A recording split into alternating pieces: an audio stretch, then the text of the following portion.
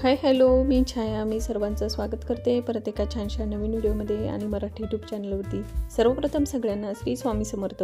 श्री स्वामी समर्थ. जय जय स्वामी समर्थ. सगळ्यांना आजचा दिवस छान, आरोग्यदायी, आनंदाचा जावो आणि तुमच्या मनातल्या सगळ्या इच्छा पूर्ण अशी स्वामीचरणी प्रार्थना करते आणि आजच्या व्हिडिओला सुरुवात करते. तर इथं आलू वांग्याची भाजी बनवायची होती. तर इथं मी हा मसाला भाजून घेतलेला आहे. त्याच्यामध्ये एक टमाटर, एक मीडियम साईजचा कांदा, 2-4 त्याच्यामध्ये 4-5 काजू घेतलेले आणि लसणाच्या पाकळ्या, हे सर्व मी थोडंसं तेलामध्ये भाजून घेतलं, थोडंसं मीठ टाकून.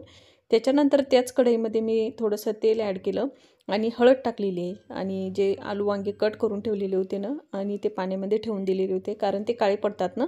त्याच्यामध्ये एक मीडियम साईजचा आलू घेतलेला आहे आणि वांगे ना 2-3 खराब झालेले होते. तर मग ते 3-4च वांगे झालेले होते. तर मग त्याच्यामुळंच मी आलू कट केला आणि तो मिक्स केला, म्हणजे आलू वांग्याची भाजी केली. आणि इथं ह्या मसाल्यामध्ये ना थोडीशी खसखससुद्धा ॲड केलेली आहे. खसखसीमध्ये कसं कॅल्शियम खूप असतं. लेडीजनं कसं जास्त खसखस खायला पाहिजे, कारण त्यांच्या शरीरामध्ये जास्त कॅल्शियमचं प्रमाण कमी असतं. तर इथं आलू वांगे चांगले मी तेलामध्ये कलसून घेतलेले 5 मिनटं, म्हणजे 5-10 मिनटं मी चांगले ते कलसून घेतलेले. म्हणजे थोडेसे असा ब्राऊन कलर आला पाहिजे तोपर्यंत ते कलसून घ्यायचे. तर इथं छान असे कलसून झाले. त्याच्यानंतर मी ते काढून घेतले आणि परत त्या कढईमध्ये तेल ॲड केलं आणि जो मसाला आपण भाजून ठेवलेला होता ना, तो मी मिक्सरला ग्राइंड करून घेतलेला आहे. त्याच्यामध्ये मी थोडीशी मोहरी, जिरं ॲड केलं. त्याच्यामध्ये लाल मिरची पावडर, घरचं लाल तिखट आणि त्याच्यामध्ये धनिया पावडर आणि गरम मसाला असं ॲड केलं आणि जो मसाला ग्राइंड करून ठेवलेला होता ना, तर तो त्याच्यामध्ये ॲड करून दिलेला आहे. तर एवढी छान झालेली होती भाजी, म्हणजे सगळ्यांनाच आवडली. देवांच्या पप्पांनाही आवडली आणि आमच्या बाजूच्या ताईनं मी त्यांच्याकडे पण थोडीशी पाठवली होती, तर त्यांना पण दिली. इथं देवांच्या टिफिनमध्ये ना भेंडीची भाजी द्यायची होती. मला त्यांना रात्रीच सांगून ठेवलेलं होतं की मला उद्या भेंडीची भाजी देशील. तर इथं मग मी त्याच्यामध्ये लसणाच्या पाकळ्या ॲड केल्या आणि त्याच्यामध्ये ना थोडा शेंगदाण्याचा कूट ॲड केला. त्याच्यामुळं काय होतं, भेंडी खूप छान लागते. असं जाडसर शेंगदाणे असले ना तर ते खूप छान लागतात. आबडधोबड ठेचून घ्यायचे आणि ते त्याच्यामध्ये ॲड करायचे. खूप टेस्टी भाजी होती ती. तर इथं खूप सारं त्याच्यामध्ये सांबार ॲड केला. इथं मसालासुद्धा चांगला कलसून झालेला होता, म्हणजे मसाल्यानं चांगलं तेल सोडलेलं होतं, तुम्ही पाहिलं असेल. तर इथं मग मी त्याच्यामध्ये लगेच आलू आणि वांगे कलसून घेतलेले होते ना, तर ते ॲड करून दिले आणि थोडंसं आहे ना वरतून आहे ना अर्धा, म्हणजे छोटा चमचा असतो ना, तर त्या चमच्यानं अर्धा चमचा त्याच्यावरती गरम मसाला ॲड केला आणि तुम्हाला इथं दिसला असेल पनीर टिक्का मसाला, तो सुद्धा मी पोहे खायच्या चमच्यानं जवळपास अर्धा चमचा त्याच्यामध्ये ॲड केलेला आहे. तर इथं मी परत ते मसाले ना चांगले परतून घेतले आणि त्याच्यानंतर थोडंसं त्याच्यामध्ये पाणी ॲड केलं. म्हणजे आपल्याला जेवढ्या प्रमाणात भाजी बनवायची ना, तेवढ्या प्रमाणात त्याच्यात पाणी ॲड करायचं.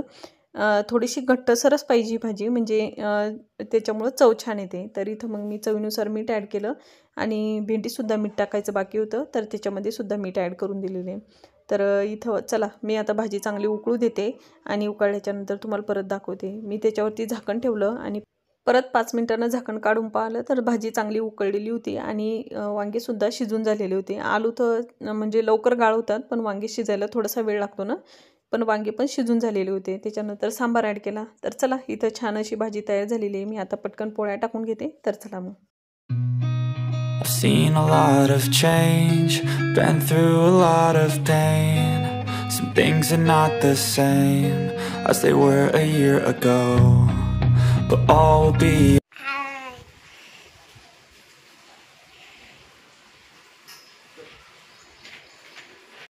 तर इथं तुम्ही पाहिलं असेल तर आत्ताच देवांश स्कूलमध्ये गेलेला आहे. मग त्याच्यानंतर माझे बाकीचे कामं सुरू होतात, म्हणजे मला जी क्लिनिंग करायची असते ना, मग तो गेल्याच्यानंतरच मी करत असते. तर इथं जो हा लोटा होता ना, तर तो मी घासून घेतला. थोडेफार देवाचे भांडेसुद्धा घासून घेतलेले. इथं देवाचं मंदिर थोडंसं आवरायला काढलेलं आहे. आता पुढं श्रावण महिना येतोय ना, तर मग म्हटलं चला आज आवरून घेऊ. वेळ पण होता आणि कामं पण सगळे आवरून झालेले होते. घरातले शिल्लकचे जे कामं असतात ना, तर ते सगळे करून झालेले होते.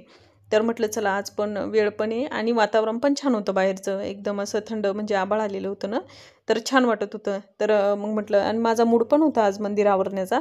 तर इथं मग मी लगेच काय केलं, सगळं देव्हाऱ्यातलं काढून घेतलं. ते म्हणजे व्यवस्थित घासून घेतलं. देवसुद्धा चांगले पंचामृताने स्नान करून घेतलं देवांना आणि इथं एक वस्त्र टाकून त्याच्यावरती सगळं स्थापित करून दिलं सध्याचं. म्हणजे मला देव्हारासुद्धा म्हणजे असा पुसून घ्यायचा आहे. पूर्ण मंदिर आहे ना देवाचं, तर ते पूर्ण कोपरा मला पुसून घ्यायचा होता. तर मग मी त्याच्यासाठी ते पूर्ण म्हणजे सगळं काढून घेतलेलं होतं. स्वामींचा फोटो, कपडे, ते सगळं काढलं. थोड्याशा माझ्या माळाच काढायच्या राहिलेल्या आहे, तर मी उद्या गिद्या आहे ना त्या माळा देवांच्या पप्पांकडून काढून घेईन. म्हणजे जे तोरण लटकवलेले आहे ना मी, तर ते तोरण एखाद्या वेळेस मी काढायला गेले तर एखाद्या वेळेस ते तुटताट होऊ शकतं, तर मग मी ते घरी आले ना संध्याकाळी तर त्यांच्याकडूनच काढून घेईन. तर इथं मी सगळा कोपरानं असा पुसून घेतलेला आहे. म्हणजे आता श्रावण महिना पण येतोय म्हटलं पुढं, आणि आपल्याला म्हणजे आता सणवार सुरू होतात पुढं. आता श्रावण महिना आला म्हणजे सगळे सण सुरू होऊन जातात. तर मग त्याच्या पहिलेच म्हटलं आपण आता थोडी थोडी क्लिनिंग सुरू करूया. तर इथं मग मी देवाऱ्यापासूनच क्लिनिंग सुरू केली. तर इथं मग मी पूर्ण देवारा आहे ना क्लीन करून घेतलेला आहे. म्हणजे पूर्ण कोपरा असा पुसून घेतलेला आहे. आणि किती बंद घर असो, किती स्वच्छता ठेवा, धूळ येतेच. तर इथं म्हणजे समोरचा जो डोअर आहे ना तर तो सुद्धा पुसून घेतलेला आहे. एका ताईची मला कमेंट आली होती की तुम्ही डोअर कसा बनवलेला आहे. तर मी ह्या पद्धतीनं असा डोअर बनवून घेतलेला आहे ताई. समजा नसला पण बनवायचा ना आपल्याला डोअर तरी पण चालतो. पण एखाद्या वेळेस कसं हॉलमध्ये आहे ना तर मग आपल्याला काही म्हणजे चालत नसलं, सुतक असलं तर तेव्हा आपण हा डोअर लावून घेऊ शकतो. आणि मला म्हणजे इच्छा होती माझी की मला असं डोअर पाहिजे बा. तर मग देवांच्या बाप्पांनी तो डोअरसुद्धा मला बनवून दिलेला आहे. तर इथं मी पूर्ण देव्हारा क्लीन पुसून घेतलेला आहे. इथं मी एक बासरी ठेवत असते श्रीकृष्णासाठी, जी मोठी बासरी असते ना तर तीच बासरी मी इथं श्रीकृष्णासाठी एका कोपऱ्यामध्ये ठेवून देत असते. तर पायऱ्यासुद्धा मी अशा थोड्याशा मोठ्या बनवून साहित्य बऱ्याच जणांच्या पायऱ्या ना छोट्या असतात. पण मी पूर्ण म्हणजे जिथून मंदिर सुरू झालेले आहे ना, म्हणजे मंदिराची जेवढी साईज आहे तेवढ्याच साईजच्या मी पायऱ्या इथं बनवून घेतलेल्या आहे. कारण म्हटलं ते अर्धे खाली ठेवा, अर्धे वरती ठेवा, आणि ते छोट्या पायऱ्या असल्या ना मग त्याच्यावरती देवसुद्धा बसत नाही. म्हणजे माझ्याकडे जेवढे देव आहे ना तर त्या हिशोबानंच मी त्या पायऱ्या बनवून घेतलेल्या आहे. तर इथं काल मी तुम्हाला दाखवलं होतं, मार्केटमध्ये गेलो होतो म्हणजे देवीच्या दर्शनाला. तर येताना मग हा पिवळा कपडा आणलेला आहे. तर एवढा शायनिंगचा कपडा आहे हा, तुम्हाला दिसत असेल, आणि एवढा छान कपडा आहे. आणि तिथूनच आणत असते मी नेहमी. तर मग त्या ताई जो सोबत आलेल्या होत्या ना तर त्यामुळे तुम्ही कुठून कपडा घेता, तर मग आम्हाला पण घ्यायचा. कारण त्या 2-3 वेळेस त्यांनी पाहिलं यांच्या देवाऱ्यामधला जो कपडा आहे ना तर तो एकदम छान आहे. मी त्या दादांकडूनच आणत असते नेहमीसाठी. तरी बघा बसतो पण असा व्यवस्थित, म्हणजे टाकल्याच्या नंतर व्यवस्थित असा पायऱ्यांवरती तो सेट, म्हणजे असा सेट होऊन जातो. आणि व्यवस्थित पण राहतो असा, म्हणजे खराबही होत नाही. आणि असा देव टेकवल्याच्या नंतर असं वाकडं तिकडं असं काहीच नाही होत, व्यवस्थित राहतो. तर मी तिथूनच कपडे आणत असते म्हणजे देवाच्या खाली टाकण्यासाठी. आणि कपडे पण असे शायनिंगचे असतात, म्हणजे थोडीशी शाईन असते त्या कपड्यांना. तर इथं माझा देवारा व्यवस्थित पुसून झाला. त्याच्यानंतर वस्त्रंसुद्धा नवीन टाकून झालेले. त्याच्यानंतर मग मी देवांची म्हणजे स्थापना करून दिली, म्हणजे देवांना त्यांच्या जागी स्थान देऊन दिलेले. त्याच्यानंतर स्वामींसाठी जे वस्त्र बनवलं होतं ना, म्हटलं चला आज नवीन म्हणजे मंदिरही आवरलं आणि नवीन कपडासुद्धा टाकलेला आहे, तर आपण हेच वस्त्र टाकूया. तर इतकं छान झालेलं होतं वस्त्र. आणि तुम्हाला इथं दिसत असेल तर हे मोरपीस मी काल आणलेले होते ना, मी तुम्हाला म्हटलं होतं की मी मोरपीस आणलेले. तर इथं हे मी 4 मोरपीस आणलेले. तर हे मोरपीसेने मला 30 रुपयाचे 4 दिलेले. मी नेहमी ज्या काकांकडून आणते ना तर त्याच काकांकडून आणलेले. तसा 10 रुपयाला एक देतात, पण त्यांनी मला मग 4 दिले होते. तर इथं मी काय केलं, ते मोरपीस आहे ना थोडेसे कट करून घेतले, म्हणजे त्यांच्या मागच्या ज्या दांड्या असतात ना तर त्या कट केल्या. आणि स्वामींचं जिथं आसन ठेवलेलं ना तर त्याच्या पाठीमागच्या साईडला मी ते असे मोरपीस ठेवून दिलेले. आणि एवढे छान दिसत होते आणि खूप सुंदर वाटत होतं. स्वामींचं आसन पण म्हणजे थोडंसं असं ग्रीन कलरचा कपडा आहे ना, डार्क ग्रीन कलरचा कपडा आहे ना तर तो कपडा आहे. आणि मोरपीसही जवळपास तशाच म्हणजे कलरमध्ये येतात. तर एवढं सुंदर वाटत होतं, एकदम असं प्रसन्न वाटत होतं. तर इथं मी मोरपीसही लावले, आसनही टाकून झालं, लोडही ठेवले. आणि स्वामींना नवीन वस्त्रही सुद्धा, जे शिवलेलं होतं ना वस्त्र मी, ते वस्त्रसुद्धा परिधान करून दिलेले. तर एवढी छान दिसत होती स्वामींची मूर्ती, एकदम सुंदर वाटत होतं. असं देवाऱ्यामध्ये ना एकदम प्रसन्न वाटत होतं. आपण देवाऱ्यामध्ये थोडासा असा अदलबदल केला ना तर इतकं छान वाटतं, एकदम प्रसन्न वाटत होतं. म्हणजे मला असं वाटायला लागलं होतं की देवाच्या समोरच बसून राहावं. तर इथं मग मी स्वामींना छान अशी गुलाबाची फुलंसुद्धा अर्पण केले आणि कृष्णकमळाचं फुलं आहे ना ते सुद्धा अर्पण करून दिलेले आहे. तर इथं मी शिवलेले जे आसन होतं ना तर ते आसन मी टाकून दिलेलं आहे. इथं 4 मोरपिसानं स्वामींचं आसन शिवून म्हणजे सजून घेतलेलं आहे. आणि इथं छान अशी रांगोळीसुद्धा टाकून झालेली आहे. तर इथं अशा पद्धतीनं देवारा दिसतोय. तर छान वाटत होतं, एकदम प्रसन्न वाटत होतं. तर इथं मग देवारा पूर्ण क्लीन आवरून झाला. कारण आता श्रावण पण येतोय, पुढं सणवार पण येत आहेत. तर मग त्याच्या अगोदर म्हटलं एकदा देवारा व्यवस्थित क्लीन करून घ्या. तर इथं छान असा देवारा सजून तयार झालेला आहे. म्हणजे छान आज पूजा पण झालेली आहे आणि छान प्रसन्न पण वाटत होतं. फक्त कळसातलं पाणी आणि कळस नाही बदललेला, कारण कळस मी मंगळवारीच बदलत असते. मंगळवार नाही तर मग शुक्रवार. मग म्हटलं अदामधात आता राहू द्या. तर कळसच माझं म्हणजे पाणी पण चेंज करायचं राहिलेलं आहे कळसातलं, आणि पानंसुद्धा बदलायचे राहिलेले. तर चला, राहिलेले बाकीचे कामही करते आणि तसं तुम्हाला दाखवते पण, शेअर पण करते. चला मग.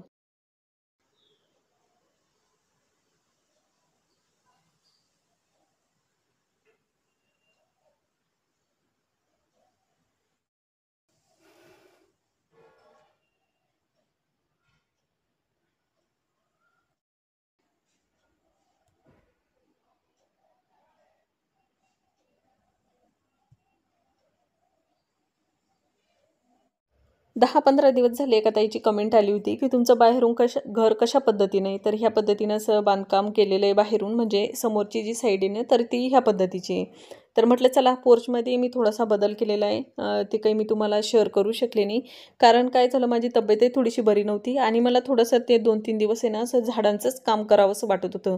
तर मग मी ते शूट पण करण्याची माझी इच्छा नव्हती, तर त्याच्यामुळे मी शूटसुद्धा केलं नाही.